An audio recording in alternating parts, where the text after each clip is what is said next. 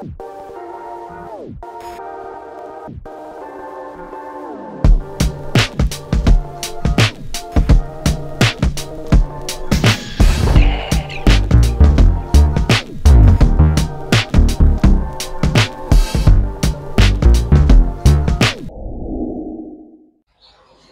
everyone, it's me again, Burntam DIY TV. Amazing morning mga ka-DIY master natin dyan. So, kamusta po tayo ngayong araw? Ngayon, nandito po tayo sa Toyota Corolla Altis natin na 1.8G. Yan. So, may gagawin po tayong basic tutorial ulit na ituturo namin sa inyo sa araw na to. So, ang gagawin namin sa ngayon ay radiator flushing. Ituturo namin sa inyo yung basic radiator flushing. Kung ano yung procedure, pero bago natin umpisahan, maraming salamat muna sa patuloy na tiwala at suporta sa mga subscribers natin dyan. At syempre, bago natin makalimutan, Andalos Vlog, subscribe nyo rin. So, nandito tayo. Open natin yung hood. Ayan. Makikita nyo, ito yung engine bay ng Toyota Corolla Altis. Magra-radiator flushing po tayo ngayon. Pero kung bago ka sa channel natin, huwag mo munang kalimutan na i-hit yung subscribe button, like at share mo tong video na to para makatulong sa iba at makapagbigay ng idea. At syempre, hit mo na rin yung notification bell para update ka sa mga videos natin. Ayan. Comment ka rin sa comment box sa mga ideas na pwede mong i-share at i-input. So, nandito yung gagamitin natin. Of course, meron tayong glove. Meron din tayong imbudo. Tapos may planggana tayo kasi magdi-drain muna tayo.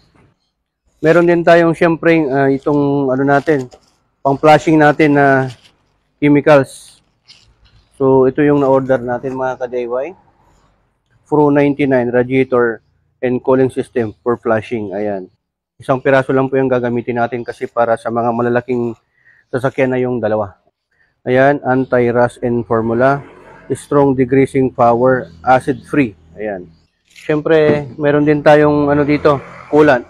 Siyempre, dapat malamig yung makina. Napa-cool down nyo na. Kung ginamit nyo, po-cool down nyo muna. Dapat yung malamig para kung bubuksan natin to, itong radiator cap, hindi po siya magpe-pressure. Dapat malamig. Mas maganda nga yung before nyo pang gamitin yung sasakyan ninyo, saka kayo mag radiator flush. So, ang unang-unang procedure na gagawin natin dito, syempre, tatanggalin natin dito. Sa Toyota Corolla Altis, ito po yung ano niya, yan yung knob kung para saan. Yan yung ano, bubuksan natin yan para lumabas yung coolant dito or yung tubig. So, yan mga ka-DIY, kwento ko lang brief history nito. Kung magra-radiator flushing po kayo, pwede naman every year. Pero pagka masyado ng marumi, kung kunwari nakuha nyo yung unit na second hand, nakita nyo yung dito, so open natin. Open nyo tong rod cap. Pag makita nyo na nagkakalawang siya or may mga putik-putik, i-ano nyo agad, i-flush nyo agad yung radiator. Kasi prevention is better than cure, ika nga. Ito kasi piniprevent niya. Ang use po kasi ng radiator flushing para po magkaroon ng effectiveness or efficiency yung radiator ninyo. Kasi ang trabaho po ng radiator natin sa sasakyan ay pinapalamig po niya yung makina, yung cooling system. Pinapalamig po niya yan. Now, kung marumi na yung radiator ninyo, putik-putik na or rusty na siya, hindi niya na nagagawa yung trabaho niya para palamigin yung buong system. Ito po ay hindi po pwedeng ilagay pagka meron po siyang coolant. Any color ng coolant, hindi po pwedeng ipagsama ang chemical nitong radiator flush saka yung coolant. So, ang gagawin natin ay, first thing first is we have to drain this coolant. So, ang gagawin natin, syempre, meron tayong planggana. Para na kung sa ganun, i-ano natin doon, sasala natin. So, open natin to mga ka-DIY. Sa mga naka-Toyota dyan, Corolla Altis specifically, nandito yung drain plug ninyo. Kung nakaharap facing the car, nasa right side nyo po siya. Yan.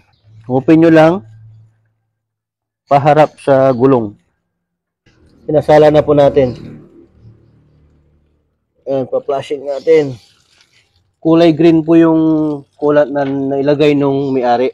So, pagka tinanggal mo yung sa may drain plug, tanggalin mo na rin tong rod cap mo para yung pressure bumaba.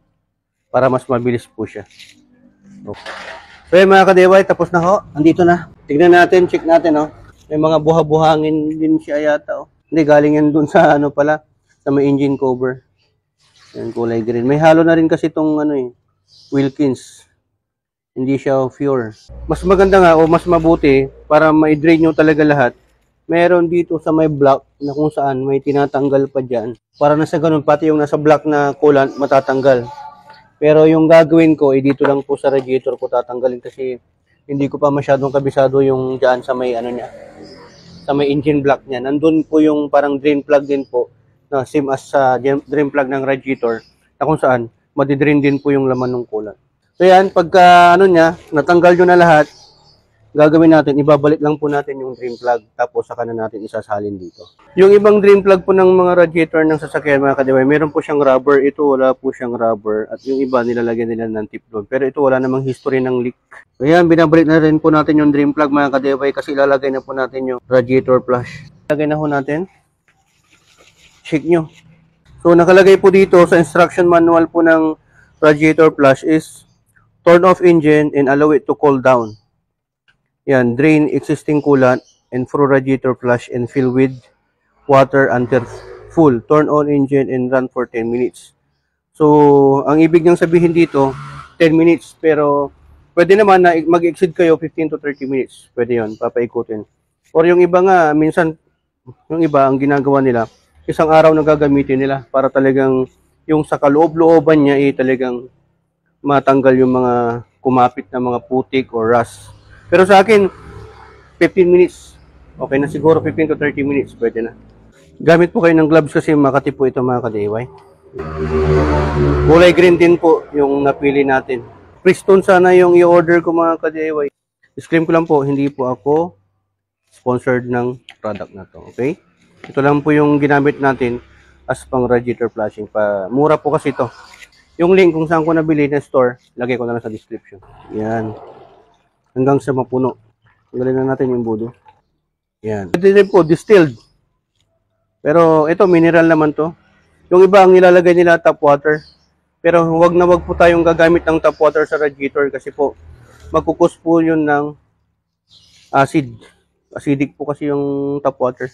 Pero po yung nakadabis, nanggaling din po tayo sa Wilkins distilled water. Pero mas maganda talaga na ang nilalagay natin sa radiator natin ay coolant. Kasi yun po yung nakalagay sa manual ng mga sasakyan. So yan, puno na po mga ka-DIY. Next na gagawin po natin ay paanda rin po natin yung makina ng 10 to 15 minutes.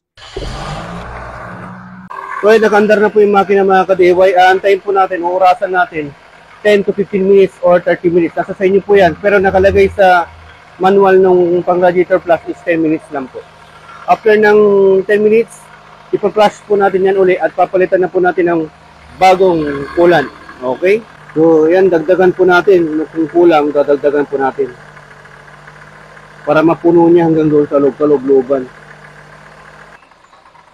So, yan mga ka-DIY, naka 15 minutes na po tayo na nakaandar po yung makina. Bakit po kailangan na 10 to 15 minutes or 30 minutes? Para na sa ganun po, umikot po talaga yung degreasing power nung yung radiator flush natin dito sa loob ng makina natin. Kasi hindi lang po niya nililinisan yung sa may radiator, pati yung sa may block kasi pumupunta rin po doon yung coolant. Okay? Bakit kailangan pa na matagal? Kasi po, meron pong thermostat ito. Mag-open lang po kasi yung thermostat within the range na kung saan na-reach niya na po yung required na temperature na kung saan magbubukas yung thermostat, papasok yung coolant or yung degreasing natin na radiator flush. Okay? Kasi pag hindi natin pinainit yung makina ng 10 to 15 minutes or 30 minutes, hindi mag-open yung thermostat. So, hindi papasok doon sa loob ng system nitong radiator natin, yung radiator flush. Okay? So, yan, didrain na po natin, papatay na po natin yung makina. Okay, mga ka-DIY, napa-cool down na natin ng kaunti. Dapat kasi pagka mag-drain kayo uli, pangalawang drain na po na to, dapat palamigin nyo muna yung makina kasi mainit po yan. Yan, malapit na po mga ka-DIY. Mainit po yan, ha? So yan, open po natin tong rod cap para sa ganun yung pressure nito bababa doon para mas malakas yung... Pero make sure pag mainit pa, lagay kayo ng basang-basahan. So lagay nyo dito para sa ganun yung pressure baka sumalpok yung sa mukha ninyo. Yan na yung radiator flush, hindi na yan coolant. So yung mga ka-DIY, tatanggalin na po natin at magre-refill na po tayo ng panibagong coolant natin. So siyempre, tatakpan na rin natin to. Balik natin yung dim plug. Ayan, nilagyan po natin ng teflon. Wala po kasing rubber. Counterclockwise yung pagbabalik nito. Siguraduhin nyo lang na nakalapat na mabuti. Kasi mamaya hindi siya nakalapat tapos pinipilit nyo, malulustrid po yun. So yan po yung natanggal natin. Medyo marumi na rin. For now, ito yung lalagay natin na coolant. 8 liters po kasi ang kailangan na ilagay dito sa radiator natin. Okay, ready to use po ito. Premix po ito, hindi po siya pure. Hindi po ako naglalagay ng pure yung 100% na coolant. Hindi po kasi mabigat po yun sa makina. Okay na po itong premix. You need to add water kasi premix na po ito. Basta sundin nyo lang po yung nakalagay sa instruction manual ng sasakyan ninyo. Okay? So, disclaimer ko lang po hindi po tayo sponsored ng product na to. Ingat din po kayo sa pag-DIY dahil sa DIY. Dalawa po ang meaning dito. Do it yourself at destroy it yourself. Nag-share po tayo ng ganito dahil dito sa HPT. Sharing is?